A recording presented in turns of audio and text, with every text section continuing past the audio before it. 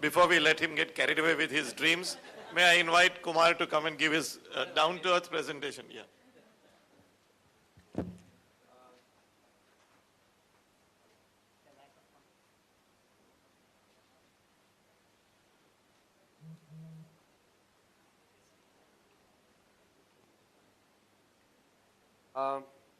Good morning to you all, and I would like to thank, I think I'll take the other.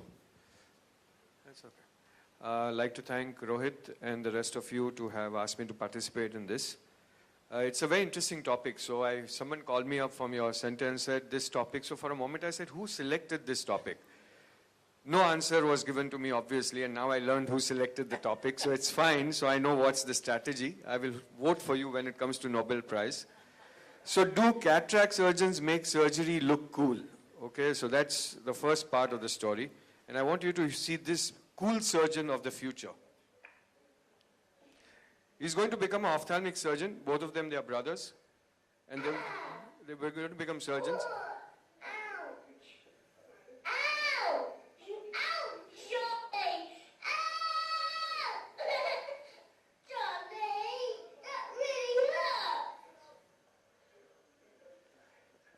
So the front guy is Rohit.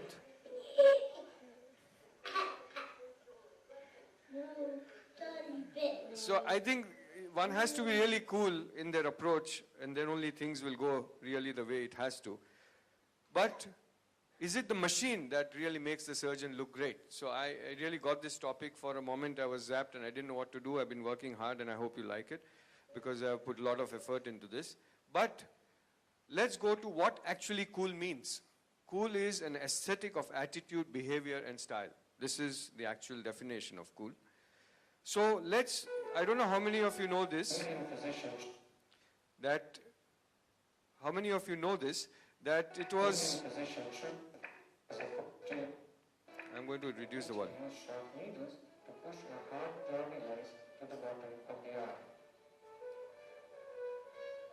So it was in India that cataract surgery was invented. That's part one. Now I don't know how many of you know this, that in 1960s, there was cataract surgery being done, but sutures were not invented. So we were doing sutureless surgery then, and we are back to sutureless surgery now. So it's a whole circle that has gone through. And at that time, the surgery was done at home. So you had to actually go home with the drums and do the surgery bedside at home. So we'll take you back to, you assisted? Yeah, so Natarajan is a proof that it's going on. So this is sutureless surgery.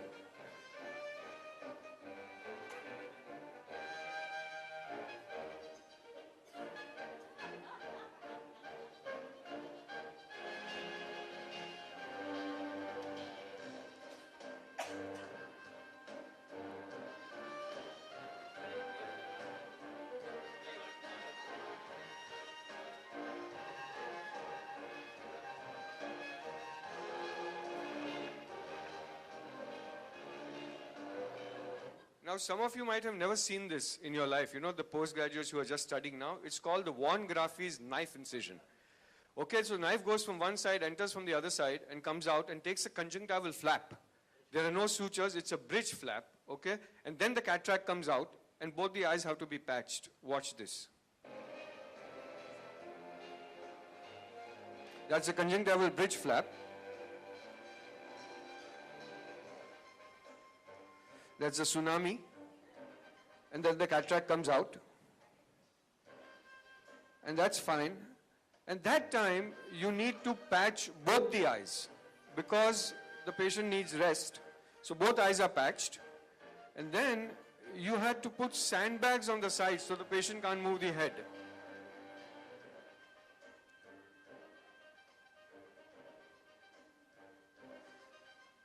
So get 2 sandbags, and on 2 sides, and 1 week the patient has to rest. So that's 1960s. So let's talk of technology and technique and how we are there today. So any cataract surgery, no personal questions please. Any cataract surgery has everything to do with technique and technology. So what is the first thing in incision? You'll be surprised what we have been through. Steel knife, ruby knife, sapphire knife, black diamond, white diamond. And today we talk of a cataract incision of 0.8 millimeter, which is actually the size of a side pot. So we had the stainless steel crescent, and that's the ruby, which you can see here. This is a ruby knife. Previously it was available, it's no longer available, and now we have the diamond knife. So yes, to change our technique, technology has assisted. We have diamond knives for better incision. We got the die in to help us. You know that the CCC was invented by Dr. Gimbel and Dr. Howard Fine, which actually revolutionized cataract surgery to make in-the-back phacoemulsification quite safe. And then came the technique of phaco-chop, of course, was followed by hydro procedures. And you all know that hydrodissection, hydrodelineation, cortical cleavage, and mechanical delineation. But some of us have a feeling that we should use a Healon cannula or a viscoelastic cannula for hydrodissection. And I feel that one should use a Katina hydrodissection cannula. It's completely different than any of the two cannulas that you've been using. It's really invented for this. If you use it, it will really change your technique of hydrodissection. And that's the two cannulas here. And this is an ideal angulation that is there. It's a good quality stainless steel. It's 26 gauge and works quite well. Various hydro procedures. That's the fluid wave. And hydrodelineation have to be learned. So that's the golden ring, and that's the delineation. So technique is assisting you to get better results and to get better end result for your technology to help you further. Coming to a small pupil, we have hooks, rings, stretch the pupil, you have lots of options. But today, you can use hooks in a diamond form. You can use a rectangle, you can use a diamond form, but you also have the ring which is available, which is the Boris Mulligan ring. I'm going to show you the straight part of putting the ring. It's quite easy. If you look at the ring, you first have to put the inferior part in and then make sure that the nasal and the temporal get hooked onto the iris. Once that is done, you do the sub-incisional portion. I'll show you a trick as to how to remove the ring from this. Now this is going and make sure that one, that's the nasal side is taken care of, the temporal is not taken care, we release the ring in the anterior chamber. Please don't try this stunts after doing the rexes. You want to use a hook or you want to use a ring, decide before you start your rexes, because complications can later on get worse if you do it later on. So once you decided, yes, you want to use some pupil dilating method, do it before you do your rexes and it will assist you. All of this is quite easy and possible under topical anesthesia. So we got the nasal, we got the temporal, we got the inferior, take the Sinskey hook and put the superior sub-incisional portion and you got a nice large pupil, which is quite good. Instead of stretching, I feel this is a better method because stretching, we all know, releases more prostaglandin and more damage. And this can go ahead to just go ahead, do your phaco, do your IA, put in the lens. I'm going to show you a trick as to how to remove the ring.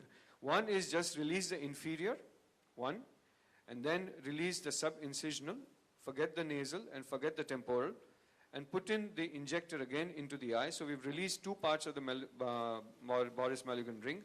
Now Boris Mulligan is the person from Russia who invented this, and that's the reason why invention helps you when you get technology to get better results. And just put it in and bring it out and it comes out quite easily. So this is the way the ring can be brought out and small pupils can be approached quite easily.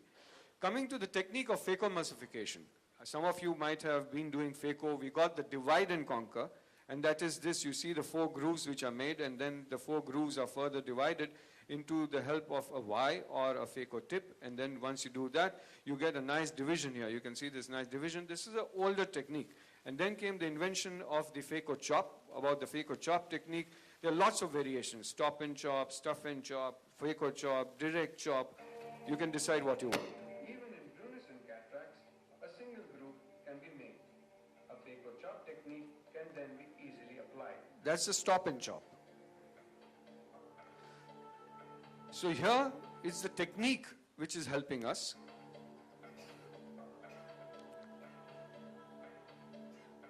For similar cataracts, the other approach is to make a deep central hole and perform a phaco chop technique. So hard cataracts are now becoming simpler because of the technology, which is burst mode phaco, pulse mode phaco, and the technique of the invention of the phaco chop, which is there. Coming to the technique of phaco chop, I don't know how many of you know this, but I visited him. His name is Dr. Nagahara, Kunihiro Nagahara. He practices in Japan with his mother, who's also an ophthalmologist, and he invented the technique of phaco chop in 1992, and that actually changed our approach to the cataract completely. Nagahara introduced the 0-degree phaco chop technique fastest way to handle the nucleus. Beginners should not start with the phaco-chop technique, as this may lead to a tear in the posterior capsule or even a nuclear drop.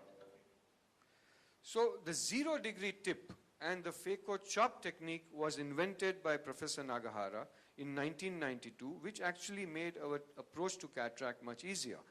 And then came the inventions of IOLs. Now it gets really confusing here. We have monofocals, we have different companies, which also, I think the next few years, the main discussion is going to be on the light-sensitive IOL. This is my personal thought on this, because if you can implant a lens, after 6 weeks, dilate it, apply a laser to the lens, and you can change the anterior surface. If you have a spherical error, change that. If you have a cylindrical error, change that. And this is going to be, I think, the future. And this is not imagination anymore. People have been implanted. Dr. David Chang is doing this study already. So patients have been implanted with these lenses already, and they will be undergoing the laser. And I think this is going to be the next future that we are going to get. Going in to implant this is quite easy. With the Technis one, you just have to fill in it with methyl cellulose. Go ahead and put the lens. It's quite easy to, once the lens is in position, this is the quality of the lens. You can see that what I feel is this is a very good lens. Rohit, if you see this, there is a step here between the haptic and the optic. The whole thing is square edge. And this step, I think, is really the magic part that prevents a PCO further. You can see that step. You can see the step now? So this is a step which is very, very important, this part. So this is where the haptic actually starts.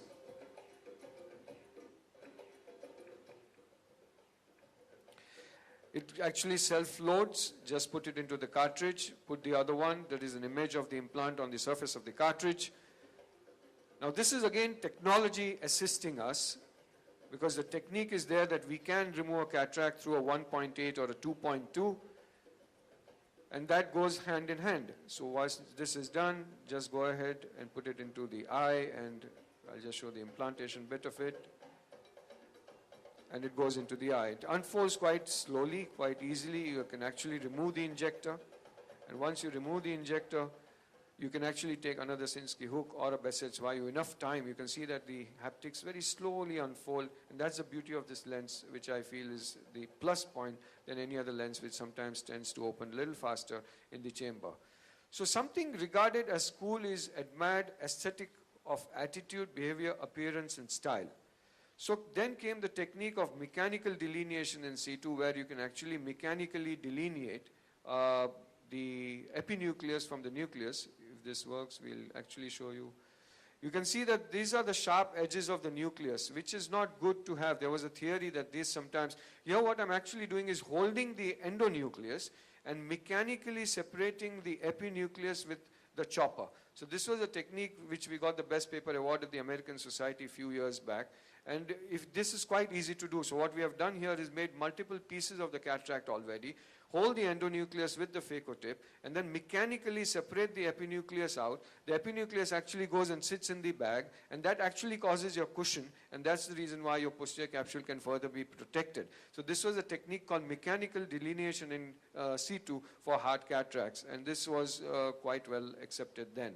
So technique and technology assist and go hand in hand. Then coming to the new thing that is there today that is quite easily available is the Y-Star Eyes technology, which is possible with few. And then came the invention by Amar of the sleeveless phaco emulsification. So the size of the incision got further smaller. And this is what has been actually happening, and that came the invention. But today, I have not seen a wound burn. It's imagination for me. I have not seen a wound burn since 2001. But there are some places where wound burn you will see once in a while because of the power modulation and the type of technology that we are using today. We can also do an MRCS in a grade 2.5, grade 3 today. So this is a sleeveless phacoemulsification. It's a irrigating the side port is actually an irrigating chopper made by Katina. The flow is in this direction. It's got a sharp tip, and this is the phaco tip which goes through a 0.9 incision. And as you can see, that phacoemulsification through a 0.9 is quite possible. And the end of the procedure, it is, I'll show you that it's quite easy to do this through for a 2.5 or a grade 3 nucleus. So we have the technology to have us help us, but do we have the lenses? Answer is no. This is all possible because the technology today has increased control and efficiency. This is completely redesigning the energy level because it has the on mode and the off mode. This is the pulse star, this is microburst, which is the white star. Actually, if you look at history, the white star was invented by AMO. They called it the white star because the man who invented it was using a Mobla. If you look at the top of the Mobla, it's got that white star. So he just looked at it and said, okay, let's label it as white star. And literally, this is how the technology got labeled as white star. And it actually reduces the amount of energy that is used in phacoemulsification today. What really is the heart of a system, what people don't understand, is chamber stability.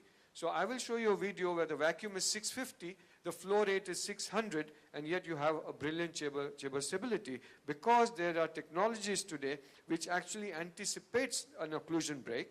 It actually reverses the pump when your occlusion breaks, and that is actually case. And that's the reason why when your vacuum drops from 650, it does not drop to 0. In a simple system, from 650 it will drop to 0, you have surge, and that's when you have a PC rent. Let me show you a video of a typical surge because we don't like anything left to imagination. Watch this in slow motion too.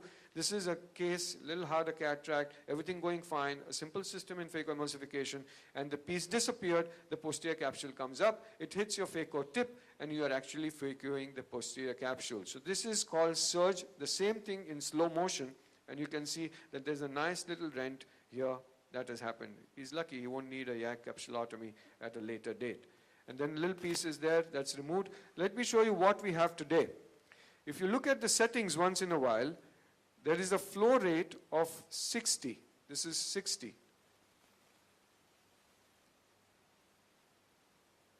So this is flow rate, this is vacuum, and you can see the whole system, the way it works. So if I have a flow rate of 60, vacuum of 650, I further push the technology by increasing the ramp speed of the pump by 20%. Some of you will know what I'm talking, that you can further push the, increase the pump speed of the ramp by 20%, and you will have no surge. This is a grade 2, 2.5, and absolutely no surge at all in the whole system. So this is technology assisting us with our technique to give better results for patient benefit.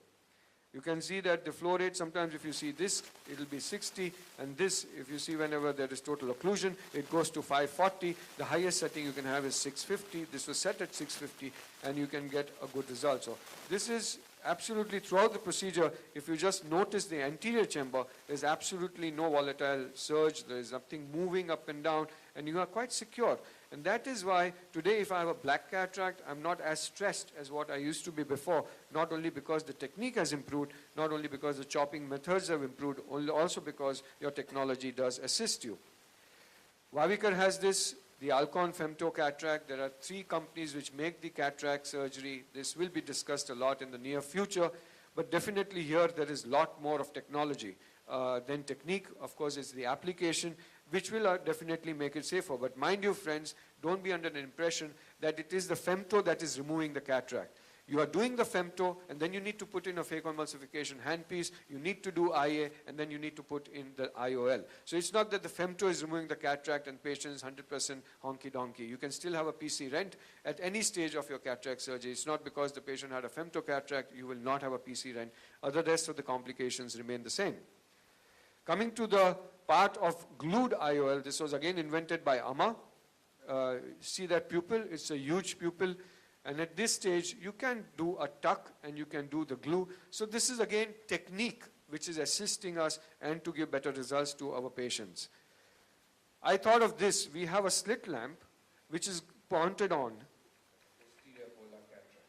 In such case scenarios, we do not hydrodissect, but we hydrodelineate, which results in formation of the golden ring.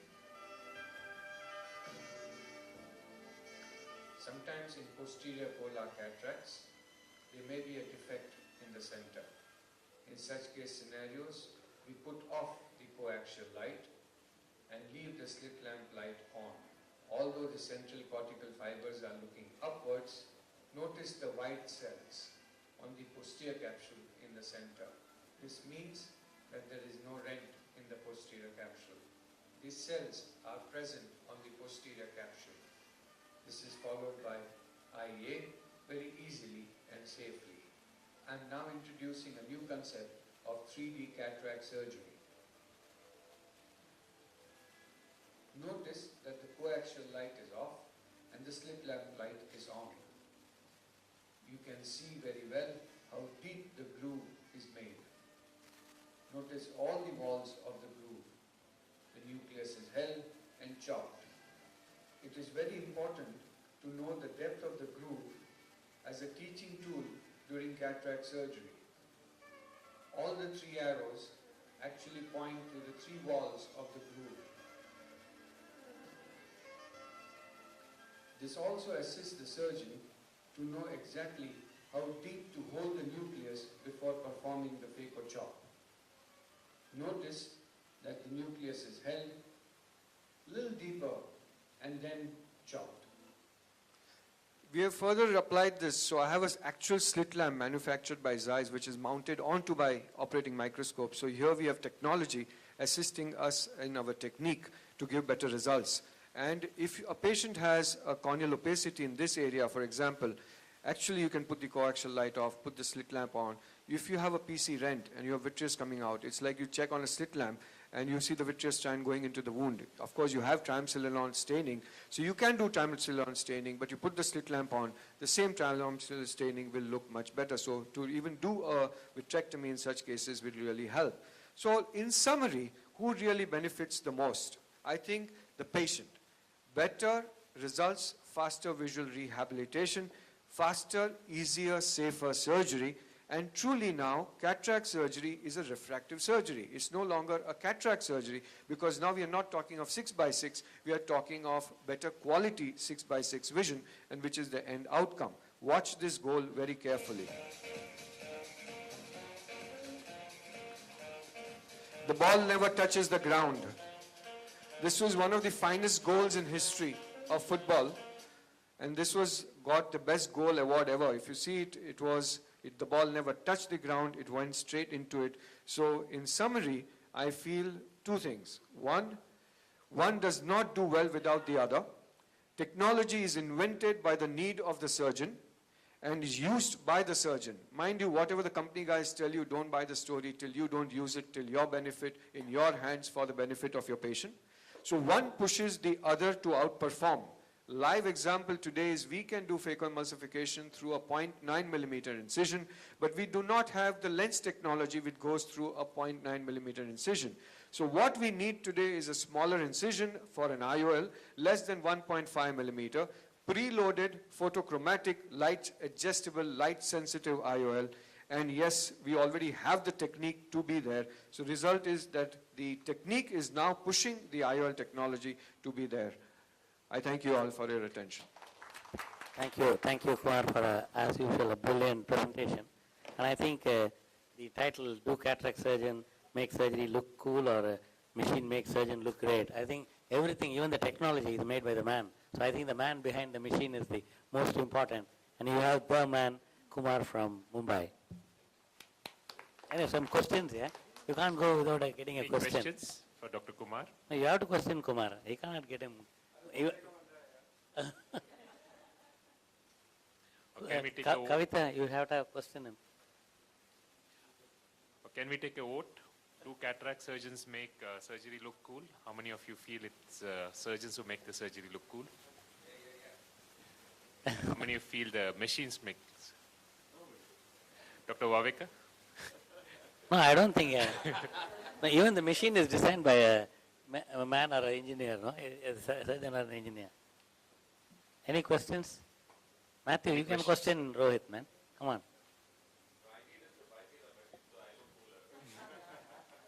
Neeta? Really? No underground dealings, man. Rohit, you have some question? No question. Kumar, it's really... Anyhow, great. Kumar, thank you very much. And I think you can announce the